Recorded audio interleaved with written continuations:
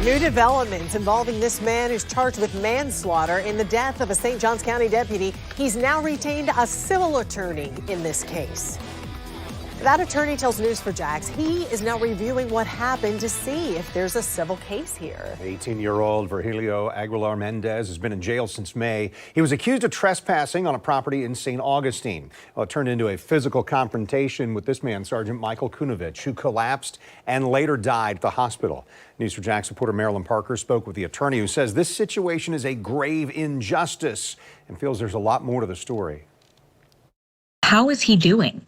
He's very afraid. He stands by his innocence. Philip Arroyo is representing Virgilio Aguilar Mendez and his family. He says they are heartbroken, and Aguilar Mendez never thought this would happen to him. We believe this is a grave injustice for what seems to be, so far, an act of police brutality. Why, when I was driving around, stop. Eating.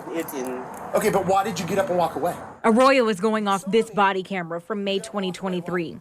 Aguilar Mendez is approached by St. Johns County Deputy Michael Kunovich. Don't walk away from me. No, sorry. Don't pull away from me. Who tries to search him for unknown reasons. Aguilar Mendez says repeatedly he doesn't speak English. Lay on your stomach. I'm sorry, no speak English. It took 3 deputies to wrestle Aguilar Mendez into handcuffs,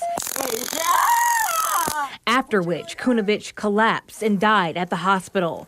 Aguilar Mendez is charged with manslaughter and resisting arrest. Is there a civil case here at all? Well, that's what we're reviewing so far. Hispanics in general, those who don't speak English, are victims of police brutality or civil rights violations. And sometimes we never hear that story because of the language barrier. And I think that in this scenario, it's very important to shed a light on what's going on here. The St. Johns County Sheriff's Office says they do not keep a list of Spanish-speaking individuals. They do currently use this limited English proficiency service. It's 24 hours a day, 7 days a week, 365 days a year with an interpreter and translators. Now, I asked the Sheriff's Office if Deputy Kunovich used this service at the time of the encounter with Aguilar Mendez, and if not, why?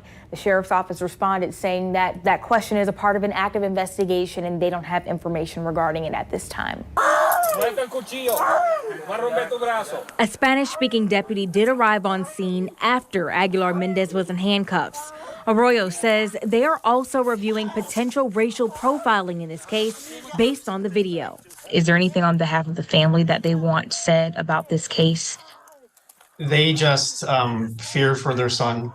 But despite of this grave injustice and miscarriage of justice that they are expressing that's happening to their son, they still believe in our American criminal justice system. In Jacksonville, Marilyn Parker, Channel 4, the local station.